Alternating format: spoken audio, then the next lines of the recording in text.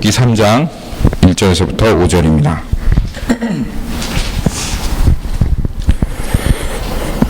룻의 시어머니 나오미가 그에게 이르되 내 딸아 내가 너를 위하여 안식할 곳을 구하여 너를 복되게 하여야 하지 않겠느냐.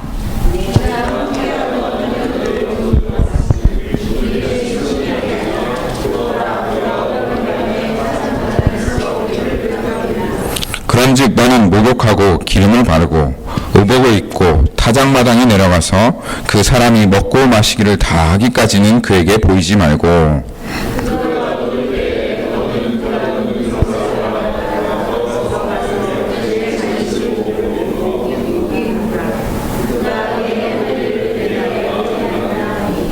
룻이 시어머니에게 이르되 어머니의 말씀대로 내가 다 행하리다 하니라. 아멘.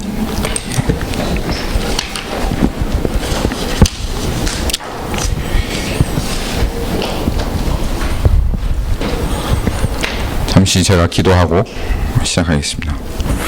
주님을 의지합니다. 늘 항상 좋으신 주님, 우리를 사랑하시는 주님, 은혜 주시기 원하고 하나님 앞에 나온 사람들에게 상 주시기를 원하시는 주님, 주님께서 풍성하게 오늘 이 예배 가운데 말씀 가운데 상 주시고 우리의 심령 가운데 하나님을 향한 평안을 허락하여 주옵소서. 주님께서 하실 것을 믿습니다. 주님을 의지하고 살아계신 예수님의 이름으로 기도했습니다. 아멘. 옆에 분 잠깐 보실까요? 옆에 분 한번 보십시다. 좀 옆에 분을 보시고 억지로라도 한번 웃어봅시다. 한번 좀 이렇게 좀 웃어보세요. 웃으면 복이 온답니다. 한번 웃어보십시오. 네. 오늘 아침에 다들 기운이 없으신 것 같고 또 좀 분위기가 그렇습니다. 좀 웃어 옆에 사람 좀 보고 웃었으면 좋겠습니다. 그러면 우리 한번 오늘 주님께서 주시는 말씀 나눠봅시다. 지난주에 룻이 또 나오미와 룻이 하나님께서 어떤 계획을 가지고 계신지 깨달았어요. 깨달았지만 그 보리 추수와 밀 추수가 끝나기 전까지 기다렸습니다. 하나님의 때를 기다린 것이죠. 그러면서 우리가 말씀을 잠깐 보았죠. 선을 행하되 피곤하고 낙심해하지 말라. 때가 이르면 반드시 거두리라 라고 하는 그런 말씀을 이제 나눴습니다. 오늘은 그 하나님의 때가 이루어지는 말씀입니다. 룻기 3장 1절부터 5절까지는 하나님의 때가 이루어지고 드디어는 이제 룻과 나오미가 움직여야 할 그런 시기가 된 것입니다. 그런데 이 말씀을 우리가 한번 살펴보면서 여러분 안에 이런 질문을 하나 해보셨으면 좋겠어요. 언제가 하나님의 때일까? 어떻게 우리가 하나님의 때를 알 수 있을까? 그렇죠? 지금 어떻게 했길래 룻과 나오미는 하나님의 때를 알았지? 하는 그러한 질문을 우리가 한번 해볼 수 있겠습니다. 지난 7주 동안 계속 이삭을 주었다고 얘기했죠? 그 이삭을 줍는 기간이 한 7주 정도 된다고 그렇게 얘기했습니다. 어떻게 알았을까요? 한번 생각을 한번 해보시면서 오늘 말씀 볼 텐데요. 사실 우리가 무엇을 하지 못할 말이 잘 나오네요. 무엇을 할 줄 알지 못했을 때여야 기다릴 수밖에 없죠. 그렇죠? 그런데 이걸 해야 된다 하고 계획이 딱 섰을 때 이게 해야 될 일이다라고 마음을 딱 먹기 시작하면 우리의 마음이 조급해지는 법이에요. 그래서 뭘 할 줄 알고 기다리는 것은 사실 더 힘듭니다. 마음이 초조하고 그거 빨리 하고 싶고 또 그것에 대해서 빨리 이루고 싶고 하는 그런 마음이 들어요. 그런데 이 사람들은 초조하지 않고 기다리고 있었어요. 마음이 급한데 어떻게 기다릴 수 있었을까? 어떻게 때를 볼 수 있었을까? 그래서 사람들이 저한테 와서 잘 상담을 안 하는 것 같습니다. 빨리 해야 되는데 목사님한테 가서 목사님 지금 해야 됩니까? 안 해야 됩니까? 하고 물어보면 목사님이 뭐라고 하죠? 보통은 기다리십시오. 기도하십시오. 주님의 때를 기다리십시오. 그렇게 얘기하죠. 구체적으로 목사님 구체적으로 뭐라고 안 하는 것 같아. 그런 느낌이 들잖아요. 그렇죠? 그런데 오늘 말씀을 보면 하나님께서 언제 우리가 구체적으로 움직여야 하는가, 언제 하나님의 때가 오는가가 그 힌트가 나와 있습니다. 자, 오늘 말씀 한번 살펴봅시다. 자, 3장 1절에 보면 뭐라고 써있죠? 3장 1절. 그 힌트가 루세의 시어머니 나오미가 그에게 이르되 내 딸아 내가 너를 위하여 안식할 곳을 구하여 너를 복되게 하여야 하지 않겠느냐. 거기에 첫 구절에 여러분 한번 주목하십시오. 루세 시어머니 나오미라고 그렇게 표현되어 있죠. 루세 시어머니 나오미라고 하나님께서 이 성경 말씀을 통해서 소개하신 적이 없어요. 이 룻기 1장 2절 보시면 1장 2장을 여러분이 한번 살펴보시면 나오미가 말했다 하고 여러 번 얘기했지만 한 번도 룻의 시어머니 나오미라고 그렇게 하나님께서 시어머니 나오미를 소개한 적이 없습니다. 여러분 발견하셨어요? 발견 못하셨죠? 예. 자세히 성경을 읽어보시면 이런 은혜들을 받을 수가 있습니다. 그러면서 나오미가 하는 얘기가 무엇입니까? 내 딸아 내가 너를 위하여 안식할 곳을 구하여 너를 복되게 하여야 하지 않겠느냐. 이 말을 보시면 참 나오미가 변해도 많이 변했다 라는 것을 알 수가 있어요. 나오미는 예전에 어떤 사람이었습니까? 나오미는 예전에 자기밖에 모르는 사람이었어요. 며느리를 보내면, 야 며느리야 너 나 따라오지 말고 네 친구들한테 네 백성들한테 돌아가라 이렇게 얘기하면서 내 살 길을 찾아라. 나는 내 살 길을 찾겠다. 그렇게 얘기했던 나오미입니다. 내 이름을 말하라고 하지 말고 내 이름을 나오미라고 하지 말고 말하라 해라. 그렇게 얘기했던 나오미였어요. 늘 항상 나오미는 내 생각밖에 할 줄 모르는 사람이었어요. 관심도 항상 나였어요. 그래서 나만 걱정하고 원망하고 불평하고 하나님과 다른 사람에게는 별 관심이 없었던 사람이 바로 나오미였어요. 그런데 나오미가 지난주에 회심했지요. 지난주 말씀은 사실 나오미의 인생이 아주 그냥 통째로 변하는 얘기였습니다. 나오미가 하나님을 떠나서 멀리 살아가다가 드디어는 하나님의 계획과 은혜를 깨닫고 하나님께 돌아오는 말씀이 지난주 말씀이었어요. 나오미에게 은혜가 임했습니다. 그리고 막 변하기를 시작하는데 오늘 말씀을 보니 나오미의 말 가운데 나를 위해서 하는 그 말이 쏙 빠졌어요. 없어졌어요. 그동안 내 살 길, 내 걱정 때문에 원망과 불평했던 그 나오미는 온데간데 없이 사라지고 죽고 나오미는 죽고 그 예전 나오미는 죽고 참된 시어머니의 모습이 나오미 안에서 살아나기 시작했어요. 지금은 모두 다 너를 위해입니다. 너를 위해. 보십시오. 나오미가 그 얘기를 내 딸아 내가 너를 위하여 안식할 곳을 구하여 너를 복되게 해야 하지 않겠느냐. 다 나오미가 너를 위해 하고 있죠. 이게 참된 시어머니의 모습입니다. 그렇죠? 이게 참된, 물론 한국의 시어머니의 모습은 아니지만 참된 시어머니의 모습은 이런 모습입니다. 그렇죠? 여러분, 은혜는 이런 것이에요. 우리가 잃어버렸던 나의 참된 본연의 모습을 회복하는 것이 은혜입니다. 그래서 하나님께서 보시기에도 성경적으로 여러분의 모습을 보아도 참 너는 시어머니다 라고 부를 수 있는 그런 모습으로 준비되는 것이 바로 은혜입니다. 성경에는 이런 사람들을 원해요. 성경에는 이런 사람들이 많이 나와 있어요. 한번 예를 하나 살펴볼게요. 사도행전 13장 9절 말씀 한번 봐요. 사도행전 13장 9절. 한번 찾아봅시다. 사도행전은 액트입니다. 액트. 13장 9절 말씀. 바울이라고 하는 사울이 성령이 충만하여 그를 주목하고, 여러분이 이 사도행전을 한번 흐름 따라 쭉 읽어보시면 아시겠지만 지금 사울을 어떻게 소개하고 있나요? 이 성경에서 바울이라고 하는 사울이 성령이 충만하여 그를 주목하고, 사실 이 성경 읽어보십시오. 13장 9절 전에는 전부 다 사울이 계속 사울이 하고 있습니다. 그런데 이 13장 9절을 딱 기점으로 드디어는 바울이 이제 이 사도행전 무대에 싹 등장합니다. 그리고 그때부터 바울은 사도행전의 주인공이 되어서 이 사도행전을 이끌어 나아가는 것입니다. 사실 사울의 회심은 어디예요? 사울의 회심은 사도행전 9장에 있었어요. 그리고 그 후에도 사도행전에서 보면 사울이 계속 복음의 말씀을 전합니다. 그럼에도 불구하고 사울의 때가 된 것은 하나님께서 사울을 바울이라고 하는 사울을 드디어 바울이라고 소개하는 그 후부터 그때 바울의 때가 된 것입니다.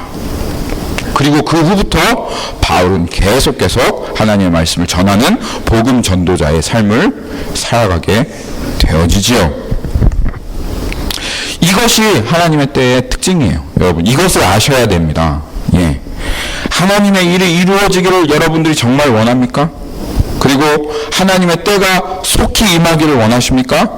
그러면 반드시 갖추어져야 될 것이 있습니다. 그것은 무엇이냐 하면 성경이 너 성경의 사람이다. 너 말씀의 사람이다. 성경적인 사람이 되어지면, 그러면 하나님의 때는 여러분에게 반드시 임하게 됩니다. 여러분, 하늘에 가면 여러분을 향한 성경책이 계속 쓰여지고 있다는 사실 아십니까? 여러분에 대한 성경책이 쓰여져 있어요. 거기에 여러분이 하는 행동들이 지금 이 룻기가 쓰여 있는 것처럼, 사도행전이 쓰여 있는 것처럼 여러분의 행동들이 낱낱이 기록되어 있는 책이 있습니다. 어떤 사람은 그 책이 자신을 심판하는 심판책이 될 것이고, 어떤 사람에게는 그 책이 하나님 앞에 상급을 받는 이 멋있는 그 하나님 앞에 믿음으로 살았던 그 믿음의 성경책이 되어질 것입니다. 그래서 이런 책이 있어요. 룻기가 아니라 훈기, 이런 게 있습니다. 훈기. 범희기, 이런 게 있습니다. 말씀 어디 나와요? 그게 어디 나와 있냐고요? 믿어요, 그냥. 말씀. 요한계시록에 보면 많은 책들이 펴져 있고, 물론대소하고 그 중간에 생명책이 있습니다. 예, 그런데 여러분의 그 모든 행적들이 낱낱이 기록되어 있는 책이 있습니다. 나를 믿어요, 그냥. 있으니까. 나중에 설명해 줄게요. 그래요. 소개되어 있어요. 여러분, 그런 책도 있어요. 윤학이, 다 있습니다. 여러분의 이름이 쓰여져 있는 그 책에 여러분의 그 살아갔던 행적들이 낱낱이 적혀져 있는 그런 책들이 있고, 그 책은 영원한 책이에요. 여러분들이 그 책 보실 겁니다. 야, 내 성경책 한번 볼래? 이렇게 써있고, 이제 천국 가서 어떻게 나눠서 보실 텐데요. 근데 여러분, 그 책이 어떻게 소개되어 있으실 것 같아요? 어떻게 소개되어 있으실 것 같습니까? 성경이 말하는 아버지로 소개되어 있을까요? 요한이의 아버지 훈, 이렇게 소개되어 있을까요? 새누리교회의 목사 임훈, 김효진의 남편 임훈, 이렇게 소개되어 있을까요? 한번 우리가 그것에 대해서 생각해 봐야 하겠습니다. 우리들은 정말 성경이 크리스찬이라고 부를 수 있는 크리스찬입니까? 아니면 내 생각에는 크리스찬이지만 성경은 부를 수 없는 그런 크리스찬입니까? 마치 나오미가 분명히 룻의 시어머니였지만 한 번도 룻의 시어머니 역할을 제대로 성경적으로 하지 않았기 때문에 성경이 룻의 시어머니 나오미라고 그렇게 부르지 않았던 것처럼, 그리고 처음으로 이 룻기 13장 1절에서 성경이 룻의 시어머니 나오미라고 불렀던 것처럼 우리가 크리스찬이라고 그렇게 살아가고 있지만, 여러분 정말 하나님께서 성경책을 여러분에 대해서 쓰시면 그러면 크리스찬 박범희, 하나님의 사람 김상훈, 이렇게 하나님께서 우리들을 소개하겠습니까? 아니면 그냥 김상훈은, 그냥 박범희는 하고 이렇게 소개하실까요? 정말 우리는 성경적인 예수님의 제자입니까? 이것을 한번 우리가 살펴봐야 하겠어요. 한번 자신의 삶을 돌아봐야 하겠어요. 요한 3서 요한 3서 한번 가봅시다. 요한 3서.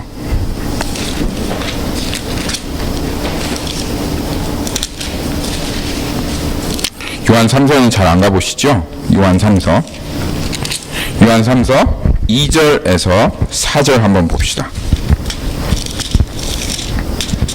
2절에서 3절. 여기 아주 중요한 원리가 나와 있습니다. 여러분 기도하시고 기도 제목 이루어지기를 원하시고 하나님의 때를 구하시고 언제까지 기다려야 되나 그렇게 생각하시죠? 그런데 요한 3서에 보면 하나님의 때에 대한 하나님께서 여러분에게 원하시는 것에 대한 그 원리가 아주 잘 나와 있습니다. 무엇이냐면 사랑하는 자여 내 영혼이 잘됨과 같이 내 범사가 잘되고 강건하기를 내가 구하노라. 형제들이 와서 내게 있는 진리를 증언하되 내가 진리 안에서 행한다 하니 내가 심히 기뻐하노라. 내가 내 자녀들이 진리 안에서 행한다 함을 듣는 것보다 더 기쁜 일이 없도다. 하나님께서 항상 일하시는 원리는 이것입니다. 여러분의 영혼이 먼저 잘 되어야지, 그래야지 여러분의 하나님의 때가 여러분에게 임하여 여러분의 범사도 잘 되어지시는 것입니다. 영혼이 잘 된다는 것이 무엇입니까? 여기에 우리 영혼이 잘 된다는 것은 거기에 나와 있습니다. 진리 가운데 행하는 것입니다. 네가 진리 안에서 행하는구나. 내가 진리 안에서 행한다고 하니 내가 그것을 들으니 너무 기쁘구나 하는 이것이 우리들의 영혼이 잘 되어지는 것입니다. 진리 안에 행한다는 것, 바로 우리는 성경적으로 살아가고 성경적으로 행하는 존재가 되어진다는 것입니다. 제가 이 질문 앞에 한번 탁 부딪힌 적이 있습니다. 하나님께서 저한테 물으셨는데 어떻게? 훈아, 너는 정말 성경적인 아빠이냐? 너는 정말 성경적인 목사냐? 너는 성경적인 남편이냐? 너는 성경적인 직장인이냐? 너는 성경적인 제자이냐?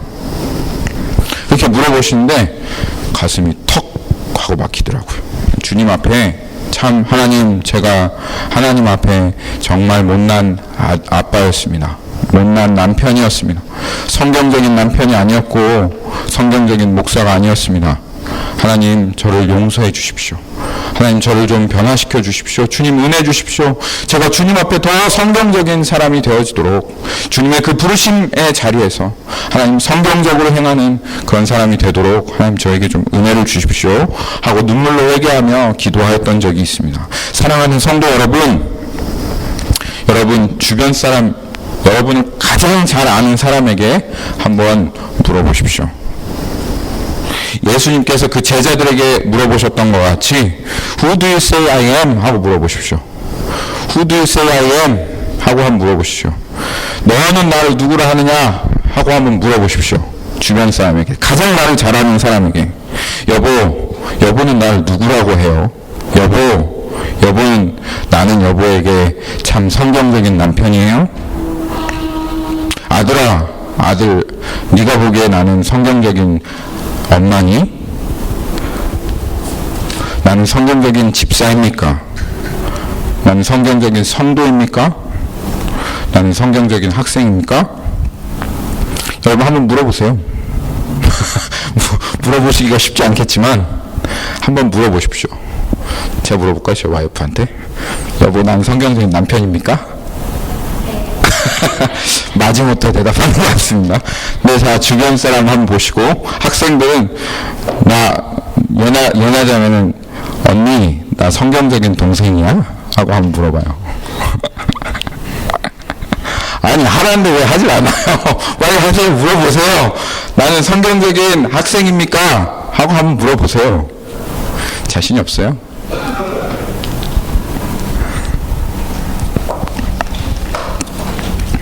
안 물어보시네. 아무도 자신이 없으셔서 그러신지 아니면 너무 성경적이라서 그러신지는 잘 모르겠습니다. 근데 여러분, 이 질문입니다. 여러분의 삶에 정말 생각해야 될 질문. 왜 나한테는 하나님의 때가 오지 않지? 왜 기도해도 기도의 응답이 이루어지지 않지? 절대로 하나님의 때는 우리가 성경적인 사람이 되어질 때 이루어집니다. 오늘 말씀과 같이 나오미가 정말 룻의 시어머니다 라고 성경이 부를 수 있을 만한 그때 반드시 하나님의 때가 찾아옵니다. 그리고 그때까지는 하나님께서 여러분의 삶에 다른 것 하시지 않습니다. 우리들을 하나님의 때가 오게 하시려고 우리들을 하나님께서 성경적인 사람이 되도록 계속 준비하십니다. 하나님 직장 주세요. 하나님 응답하시는 것, 너 성경적인 사람이 되어라. 하나님 여자친구 만나게 해주세요. 너 성경적인 사람이 되어라. 하나님 우리 아들 변하게 해주세요. 너 성경적인 사람이 되어라 하고 하나님은 항상 여러분의 기도에 그렇게 응답하실 것입니다. 그것이 하나님 나라의 원리입니다. 법칙입니다.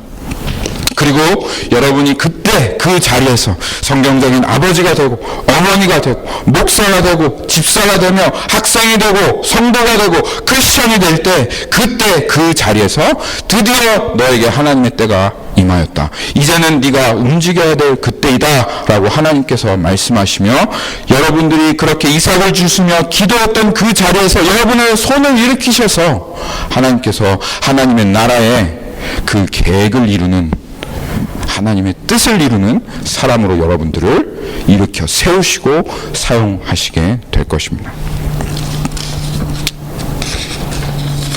그리고 그때 내가 너희 안에 준비했던 내가 이제까지 너를 다루며 성경적인 사람이 되게 하며 너희 안에 쏟아부었던 그 모든 은혜를 내가 이 세상에 펼쳐내리라 하고 말씀하실 때가 그때 반드시 오게 됩니다. 여러분 먼저 성경적인 사람이 되어야 합니다. 여러분의 삶을 여러분의 모습을 내가 있는 자리에서 성경 안에서 철저하게 여러분 꼭 비춰 보십시오. 그러면 그런 사람은 지금이 때다. 지금이 이제 그만 기도하고 움직여야 될 때다 라는 것을 모를 수가 없어요. 반드시 알게 됩니다. 반드시 하나님께서 지금 움직이라고 하시는 것을 알게 됩니다. 그게 바로 나오미가 했었던 것입니다. 드디어 나오미가 성경적인 시어머니가 되고 그 룻을 사랑하는 마음으로 내가 너를 위하여 안식을 주며 어떻게 내가 너를 위하여 복되게 하리라 라고 하였던 그 말 가운데 그렇게 말하며 성경적인 시어머니가 되자마자 이제는 일어나야 될 때다. 룻아 가자. 3장 2절 말씀 한번 보십시오. 내가 함께하던 하녀들을 둔 보아스는 우리의 친족이 아니냐. 보라 그가 오늘 밤에 타작마당에서 보리를 까불리리라. 지금 때가 되었다. 일어나라. 이제는 가자. 그래서 이제 어떻게 해야 할 바를 이제 룻에게 얘기합니다. 어떻게 해야 되죠? 한번 보십시오. 그런즉 너는 목욕하고 기름을 바르고 의복을 입고 다장마당에 내려가서 그 사람이 먹고 마시기를 다하기까지는 그에게 보이지 말고 그가 누울 때에 너는 그가 눕는 곳을 알았다가 들어가서 그 발치 이불을 들고 거기 누우라. 그가 내게 할 일을 내게 알게 하리니. 자, 이제 하나님의 계획의 바통은 나오미에서부터 룻에게로 넘어갔습니다. 근데 한번 보세요. 이 룻이 지금 이제 뭘 해야죠? 참 이거 여자로서 굉장히 어려운 순종입니다. 지금 시어머니 나오미가 뭘 하라는 거예요? 목욕하고 목욕을 깨끗이 하고 향수를 뿌리고 아주 멋진 옷을 입고 지금 남자들 타작하고 있는 그 자리에 가서 가만히 숨어 있다가 보아스가 자면 보아스가 이제 완전히 잠에 싹 빠졌을 때 잘 때 거기에 가서 발치에 이불을 들고 그 옆에 누우라는 거예요. 여러분이 만약 룻이라고 하면 어떻게 했어요? 시어머니 제정신이세요? 지금 어떻게 제가 이런 일을 할 수가 있겠어요? 이러한 생각이 들 수 있겠죠. 혹시 물론 보아스가 참 선한 사람이죠. 사실은 나오미가 이렇게 얘기했던 것은 보아스가 얼마나 하나님의 사람인가, 보아스가 얼마나 선한 사람인가를 믿었기 때문에 이렇게 하라고 할 수 있었던 것입니다. 그가 하나님께서 원하시는 대로 할 것을 나오미가 분명히 알고 있었고 그가 분명히 하나님의 계획하신 사람이라는 것을 알고 있었기 때문에. 근데 룻이 이런 생각을 할 수도 있었잖아요. 혹시 보아스가 갑자기 변심을 해가지고 그러면 어떻게 해요? 하는 그런 마음이 들 수도 있었잖아요. 사실 참 순종의 자리는요, 여러분, 이게 순종의 자리입니다. 순종의 자리. 하나님은 우리들에게 이제는 하나님의 때가 되었다. 일어나라, 움직여라. 그리고 순종해라 할 때는 정말 우리의 능력을 넘어서는, 내 힘으로 할 수 없고 내 생각으로는 가능하지 않은 그 자리로 우리를 인도해 가십니다. 생각해 보세요. 마리아 한번 생각해 보세요. 마리아 처녀입니다. 아직 10대예요. 한 번도 결혼을 해보지 않았고 남자랑 연애도 해보지 않았던 마리아예요. 그리고 이 유대의 그 문화 가운데 결혼을 하지 않고 정혼을 하지 않고 아이를 가져서 임신하게 되면 돌을 맞아 죽는 것입니다. 그런데 갑자기 가브리엘 천사가 나타나가지고는 하는 말이 있습니다. 너에게 복이 있도다. 이러면서 네가 하나님의 능력을 입어서 너 아들을 임신하게 될 거다 이러는데 복이 있다는 거예요. 그럼 여러분, 주님 감사합니다. 그런 복을, 결혼도 안 했는데 아들을 주시는 그런 복을 저에게 주시다니 주님 너무 감사합니다. 황홀합니다. 그러고 여러분들 주님께 그렇게 대답하시겠어요? 근데 그때 나오미가 이제 막 성목이 많을 때, 그때 성목이보다 좀 더 컸겠죠. 성목보다 한 2-3살 정도 많을 때 Thy will be done 그랬습니다. 저는 계집종이오니 주의 뜻이 저에게 이루어지리이다. 그렇게 얘기했습니다. 그게 오늘 룻이 고백한 것이죠. 5절 말씀 한번 보십시오. 룻이 어떻게 했습니까? 룻이 시어머니에게 이르되 어머니의 말씀대로 내가 다 행하리이다. 어머니의 말씀대로 내가 다 행하리이다. 여러분, 이 룻의 고백 참 아름다운 고백입니다. 하나님 앞에서 정말 그 마리아가 했던 고백과 같이 참 아름다운 고백이에요. 이것을 분명히 기억하십시오. 하나님의 계획과 하나님의 뜻은 이렇게 하나님의 뜻이 정말로 이루어지기를 원하는 사람, 정말 주님의 뜻만 이루어진다면 내가 주님 앞에 모든 것을 다하여 순종하겠습니다 라고 하는 이 사람을 통해서만 이루어집니다. 교회 안에 있는 많은 사람들이 하나님의 전능하심과 하나님의 계획에 대해서 오해하고 있습니다. 어떻게 오해하고 있나요? 많은 사람들이 하나님은 전능하신 분이셔, 하나님은 참 대단한 분이셔, 그렇기 때문에 하나님은 하나님의 뜻대로 모든 것을 다 이룰 수 있어, 그래서 내가 무엇을 하든 내가 어떻게 하든 상관없어, 하나님께서 작정하신 것은 반드시 이루어질 거야, 그렇게 생각하고 있습니다. 근데 그건 오해입니다. 여러분, 그 말이 틀린 말은 아닙니다. 하나님의 뜻은 반드시 이루어집니다. 여러분이 무엇 어떻게 하든 상관없이 하나님의 뜻은 반드시 이루어지지만, 그렇지만 여러분은 하나님의 뜻 가운데, 하나님의 계획 가운데서 제외되게 됩니다. 하나님은 자신의 뜻이 정말로 이루어지기를, 그래서 자신과 한 마음으로 그 마음을 합한 사람을 통해서, 그 사람의 순종을 통해서 하나님의 계획을 이뤄가시고 하나님의 뜻을 세워 나아가시는 것입니다. 성경에 이런 사람들이 수없이 많았습니다. 분명히 그는 하나님 앞에 택함을 받았고 하나님의 뜻에 순종하도록 부르심을 받았고 하나님께서 내가 계획이 이런 것이다 라고 이야기해 주었지만, 결국은 그가 하나님과 한 마음이 되어지지 않고 하나님의 뜻이 이루어지길 전심으로 바라지 않아서 그 하나님의 뜻 가운데서 버림받은 사람이 성경에 수없이 많아요. 그래서 그들은 정말 축복의 주인공이 되어질 수 있었는데, 근데 결국은 축복을 받지 못하고 저주를 받게 된 사람들이 많이 있었습니다.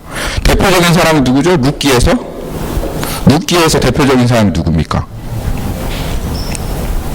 룻기에서 대표적인 사람이 엘리멜렉이죠. 엘리멜렉, 맞아요. 정말 예수님의 그 지니알러지, 그러니까 예수님의 족보로 하나님께 부르심을 받았고, 그가 베들레헴에 머물러 있기만 했으면 그를 통해서 예수님이 오게 되었어요. 그런데 그가 하나님 뜻이 이루어지기를 바라지 않았어요. 하나님께 관심이 없었어요. 순종하지 않았어요. 그래서 그 엘리멜렉을 통해서 그 예수 그리스도가 오는 뜻이 이루어지지 않았어요. 그렇다고 예수 그리스도가 오지 않았습니까? 이 땅에 엘리멜렉이 순종하지 않았다고 해서 예수님이 오시지 못하는 건 아니에요. 하나님은 전능하시기 때문에 엘리멜렉이 순종하지 않는다 할지라도 하나님의 뜻은 반드시 이루어집니다. 그렇지만 엘리멜렉은 그 하나님의 축복 가운데서 제외되었지요. 그리고 누구를 통해서 그 하나님의 뜻이 이루어졌습니까? 보아스를 통해서 그 하나님의 뜻이 이루어졌고, 순종하였던 룻을 통해서 하나님의 뜻이 이루어졌습니다. 한 사람만 더 살펴볼까요? 그 사람 이름은 사울입니다. 아까 말했던 그 사울이 아니라 구약에 있었던 사울입니다. 그는 하나님께서 택하신 이스라엘의 첫 번째 왕입니다. 이스라엘의 첫 번째 왕이에요. 그런데 그가 어떻게 하였죠? 사무엘을 통해서 전하시는 하나님의 말씀에 순종하지 않았어요. 네. 그리고 하나님께서 사무엘을 통해서 아말렉 족속을 다 진멸하라. 아무것도 남기지 말고 깨끗하게 정리하라. 왜냐하면 아말렉 족속은 사단을 상징합니다. 예. 그래서 하나님께서 그 이스라엘 백성이 출애굽할 때, 잘 연약할 때, 기진맥진할 때, 그때 아말렉 족속이 그 이스라엘 백성을 뒤에서 칩니다. 기습을 합니다. 가장 힘들 때. 그래서 그때 하나님께서 약속하신 게 있어요. 내가 아말렉과 대대로 싸우리라 라고 그렇게 약속하셨어요. 그리고 첫 번째 왕, 바로 이 사울왕이 딱 섰을 때 하나님께서는 그 약속을 이루시려고 아말렉 족속을 다 진멸해버리라고, 왜냐하면 그가 사단을 뜻하기 때문에 했는데, 순종했습니까? 순종했어요? 안 했어요? 안 했어요. 순종하지 않았어요. 진멸하지 않았어요. 그 진멸하지 않는 그 사울을 보고 하나님께서 사무엘을 통해서 하신 말씀이 사무엘상 15장 21절에서 23장 말씀입니다. 한번 보시죠. 사무엘상 구약에 있습니다. 15장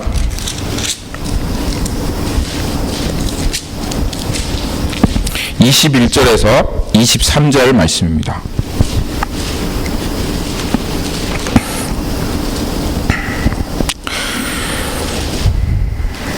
21절은 사울이 말하는 것이죠. 다만 백성이 그 마땅히 멸할 것 중에서 가장 좋은 것으로 길갈에서 당신의 하나님 여호와께 제사하려고 양과 소를 끌어왔나이다 하는지라. 하나님께서 다 멸망시키라고 했는데 자기의 마음대로, 야, 하나님께 이거는 내가 제일 좋은 거니까 드려야지 하고 진멸하지 않은 거예요. 그래서 사무엘이 그 사울에게 하는 말, 여러분 마음속에 꼭 새겨 들으십시오. 하나님은 사무엘이 이르되 하나님께서 여호와께서 번제와 다른 제사를 그의 목소리 청종하는 것보다 청종하는 것을 좋아하신 것 같이 좋아하시겠나이까.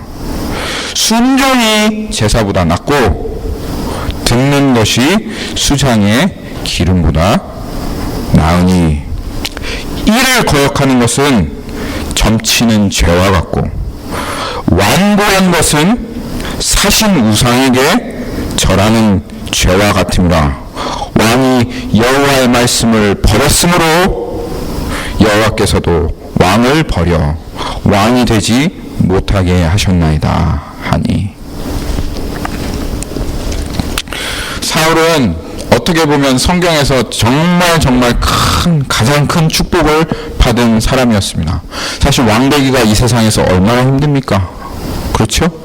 밟고 이 사람 받고 저 사람 받고 하고 밟고 올라가도 정말 운이 좋아야 왕이 되는데, 하나님께서 그냥 제 왕되게 해라 그래서 젊게 딱 뽑았더니 사울 이름 딱 골려져가지고 그래서 사울 왕이 된 사람 아니겠어요? 얼마나 큰 축복을 받은 사람입니까? 그런데 이 하나님 앞에 순종하지 않음, 하나님의 계획 앞에 하나님의 뜻이 이루어지기를 원하는 전심으로 하나님 앞에 그 뜻이 이루어지기 원하는 그 마음이 없어서 결국은 사울은 성경에서 가장 비극적인 사람이 되었습니다. 이스라엘 왕은 되었지만 결국 하나님께 버림받는 사람이 되었습니다. 그리고 하나님 앞에 버림받자마자 그 사울에게 악신이 임하여 고통 가운데 비극적인 인생을 살다가 결국 마지막에 사울이 어떻게 되었죠? 스스로 자살했습니다. 칼을 세워놓고 거기에 몸을 던져서 스스로 죽는 그런 사람이 되었습니다. 그러면 이스라엘의 왕을 세우실 그 하나님의 계획이 이루어지지 않은 것입니까? 아이고, 사울이 내 계획을 완전히 다 망쳐버렸구나. 이제는 이스라엘에 더 이상 왕이 있을 수가 없겠구나 하고 하나님의 계획이 이루어지지 않았습니까? 아니요. 하나님의 계획은 이루어졌습니다. 누구를 통해서? 하나님의 마음에 합한 자 다윗을 통해서 이스라엘에 향한 하나님의 계획은 계속 이루어져 갔습니다. 성경에 이런 경우가 여러분 수없이 많습니다. 우리들은 하나님께서 순종하라 그러면 하나님은 꼭 나한테만 순종하라 그래. 다른 사람은 가만히 내두는 것 같은데 왜 나한테만 순종하라고 해? 하는 생각이 들 때도 있고 짜증이 날 때도 있습니다. 그런데 하나님 절대로 그렇게 하시지 않습니다. 하나님께서 여러분에게 순종하라 말씀하시는 것은 여러분을 하나님의 계획 안으로 들여셔서 여러분에게 축복하시기 위함이십니다. 여러분 순종하지 않으면 어떻게 될까요? 바알에게 절하지 않은 7,000명의 사람을 하나님께서 남겨두셨습니다. 여러분 순종하지 않고 여러분 이 룻과 같이 주님의 말씀이 나에게 이루어지리이다 라고 그렇게 고백하지 않는다고 해서 하나님 나라의 일이 절대로 해방받는 게 아니에요. 반드시 하나님의 나라의 일은 다윗과 같은 사람, 룻과 같은 사람, 보아스와 같은 사람을 하나님께서 일으키셔서 그 일을 분명히 이루어 가실 것입니다. 그렇기 때문에 저는 여러분들이 하나님의 계획 가운데 있어서 주님의 계획이 제 순종을 통해서 저를 통해서 분명히 이루어지기를 원합니다. 제가 하나님 계획 가운데 떨어져 나간 사람 되지 않기 원합니다 하고 하는 그 마음을 가지고 그렇게 하나님 앞에 살아가는 그런 사람이 되었으면 좋겠습니다. 정말 하나님의 뜻이 이루어지고 그리고 그 앞에 사실 부담스러워요. 하나님은 사실 순종하는 자리에 말도 안 하세요. 쉬운 거는 우리가 다 알아서 하거든.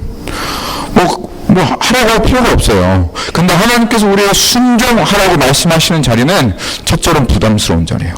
부담스러워. 둘째로는 내 마음이 하고 싶지 않아요. 하기 싫어요. 움직여지지 않아요. 그리고 세 번째로는 너무너무 어려워요. 내 능력으로는 할 수 없을 것만 같아요. 하나님께서 이끌어 가시는 순종의 자리는 그런 자리입니다. 근데 그때 여러분 무엇이 필요합니까? 하나님을 향한 믿음이 필요합니다. 믿음. 하나님께서 나를 이 자리에 부르셨는데, 하나님 나를 이미 다 하시는데, 내가 부담스럽고 할 수 없고 내 마음이 움직이지 않는다는 것을 하나님 이미 다 하시는데, 그럼에도 불구하고 하나님께서 순종하라고 부르셨으면, 그러면 하나님께서 누가 하시겠다 하나님 부르신 거예요? 하나님이 하시겠다 부르신 거. 내가 너에게 능력을 줄 것이고, 내가 너에게 마음을 줄 것이고, 내가 너가 할 수 있도록 내가 너에게 힘을 줄 것이다. 그러니 나를 믿고 그 순종의 자리로 나아가라.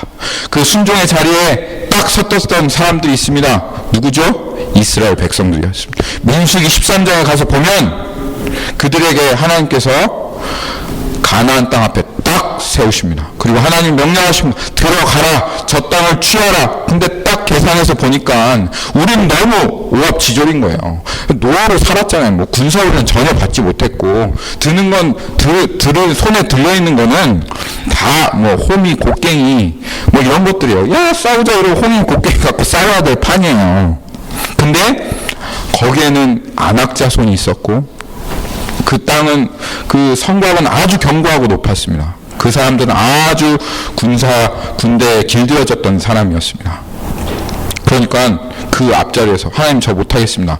돌아가겠습니다. 우리 다시 이집트 땅으로 돌아가겠습니다. 하고 돌아갔던 사람들이 바로 이스라엘 백성입니다. 그래서 그 사람들이 결국 어떻게 되었습니까? 원래 하나님의 계획은 하나님의 땅으로 들어가는 겁니다. 그리고 그 땅을 취하는 것입니다. 근데 그들은 하나님의 땅에 들어가지 못했습니다. 그리고 40년을 방황했습니다. 그리고 그 불순종했었던 1세대들은 전부 다 광야에서 죽었습니다. 그렇다고 해서 하나님 뜻이 안 이루어졌습니까? 가나안 땅을 정복하는 게 하나님의 뜻이었는데, 하나님의 계획이었는데 하나님 뜻이 이루어지지 않았습니까? 아니요. 이루어졌어요. 그 2세대들이 하나님의 말씀에 순종해서 요단강을 건너가서 가나안 땅을 정복하였습니다. 그들은 여전히 연약한 자들이었지만 하나님의 뜻대로 하나님의 말씀하신 그 방법대로 여리고성을 7바퀴 돌았더니 그 여리고성이 와르르 무너졌고 그 성에서 승리하는 놀라운 기적을 체험했고 경험을 체험했습니다. 하나님의 뜻은 반드시 이루어집니다. 그렇지만 순종하는 자들을 통해서, 정말 하나님의 뜻이 이루어지길 전심으로 바라는 사람들을 통해서 이루어집니다. 오늘 룻기에 있는 이 룻과 같이 그 자리가 아무리 부담스럽고 어렵지만 하나님께서 그 말씀대로 이루실 것을 믿는 그 믿음으로 그 자리에 섰을 때 반드시 이루어지는 것입니다. 우리는 아말렉과 사울의 예에서 꼭 배워야 할 것이 있습니다. 이 두 사람의 특징은 무엇입니까? 순종하지 못하는 사람의 특징은 무엇이죠? 하나님의 뜻이 전심으로 이루어지기를 바라지 않는 사람들의 뜻. 그래서 결국은 하나님의 계획에서부터 제어되는 사람의 특징은 어떤 사람이죠? 뭡니까? 오늘 말씀이 있습니다. 사무엘 아까 그 말씀 다시 한번 보십시오.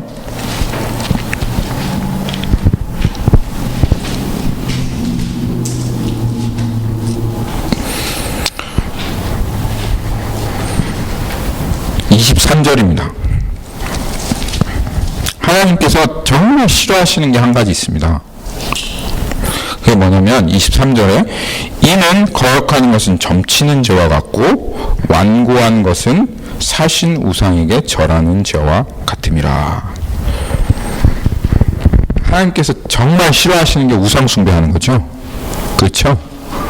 하나님께서 정말 싫어하는 게 점치는 겁니다.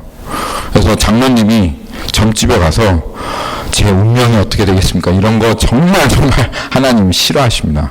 예. 근데 하나님께서 그것만큼 싫어하는 게 뭐냐면 바로 완고한 것입니다. 완고한 것. 하나님 보시기에 완고한 것은 우상 숭배하는 죄와 같다고 하나님께서 얘기하시는 겁니다.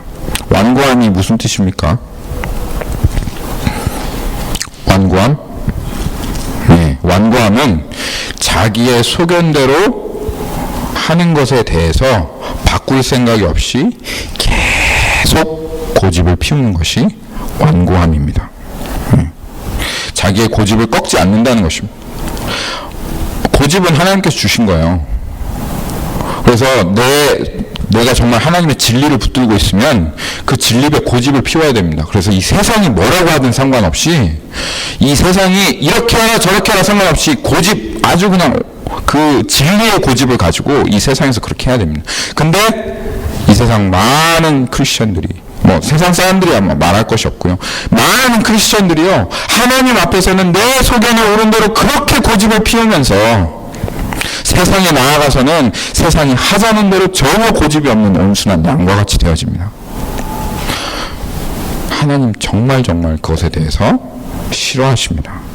그리고 이런 사람들은 절대로 하나님의 말씀에 순종할 수 없습니다. 고집은 세상에 가서 피우시고 하나님 앞에서는 여러분 온순한 양과 같이 되셔야 됩니다. 고집 꺾어야 됩니다. 내 소견에 옳은 대로 하지 말아야 됩니다. 그리고 하나님께서 그게 네 소견에 옳은 것이지 성경적이지 않다라고 말씀하실 때 그것을 바꿔야 합니다.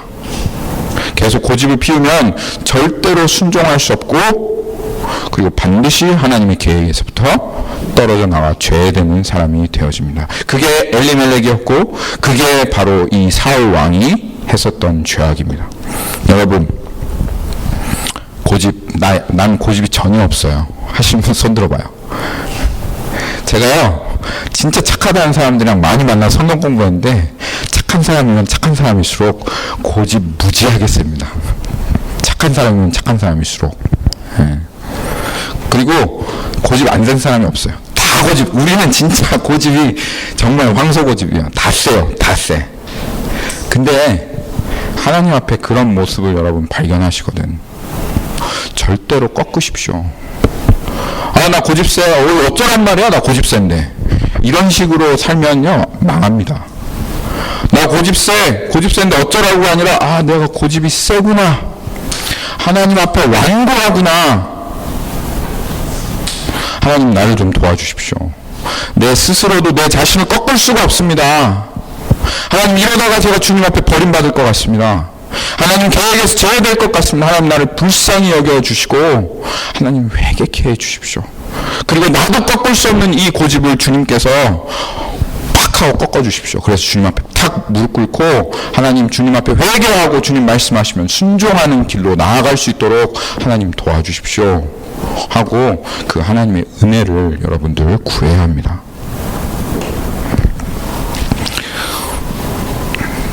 마지막으로 룻기 5장 봅시다. 그래서 룻기 2장 봅시다. 그래서 이게 너무너무 큰 은혜예요. 룻기 2장이. 이 룻의 이 고백이 참 너무나도 귀한 고백이 아닐 수 없습니다.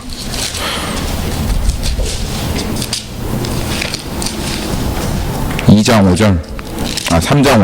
5절.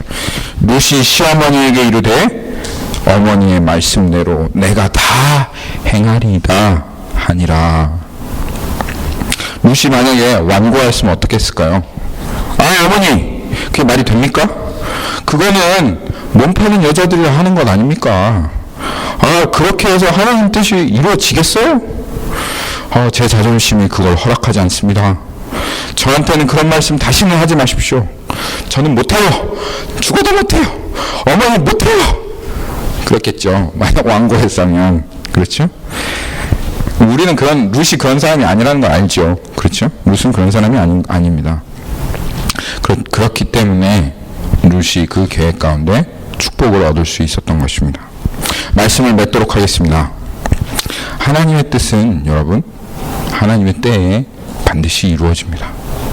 저는 여러분들이 그 하나님의 뜻을 이루시는 그 하나님의 뜻을 순종하시는 주인공이 되시기를 바랍니다. 내가 보기에 괜찮은 사람 아니라, 내가 보기에 괜찮은 학생, 내가 보기에 괜찮은 엄마 아빠가 아니라 성경이 보기에 성경적인 부모, 성경적인 아들, 성경적인 학생, 성경적인 언니, 오빠, 누나들 되십시오. 성경적인 사람은 절대로 하나님의 때를 놓치지 않습니다. 그리고 하나님 앞에 그 무엇도 걸리적거리지 않는, 그 무엇도 거리낌이 없는 하나님 앞에 완전한 순종을 준비하십시오. 주님, 제가 주님 앞에 완전한 순종을 준비했습니다. 그리고 여러분 고집을 꺾으십시오. 그것은 하나님 말씀하시기에 사술의 죄와 같고 우상에게 절하는 죄와 같습니다. 그렇지 않으면 우리는 순종할 수도 없고 주님께 버림받게 될 것입니다. 하나님께 완전히 순종할 전심, 온전한 마음을 하나님 앞에 준비하십시오. 그러면 여러분 그것이면 충분합니다. 여러분 공부 열심히 하고 다른 거 내가 능력이 없어서 순종 못하고 절대 그런 일 없습니다. 여러분 능력이 없다 할지라도, 여러분 재주가 없다 할지라도, 말주변이 없다고 할지라도, 무엇이 여러분 아무것도 없다 할지라도 하나님은 여러분의 전심 하나면 하나님의 일을 이루어내실 수 있습니다. 왜냐하면 하나님께서 하시려고 여러분을 부르셨기 때문입니다. 여러분 그런 사람 되어주십시오. 예수 그리스도 이름으로 축원합니다. 우리 같이 한번 하나님 앞에 기도하겠습니다.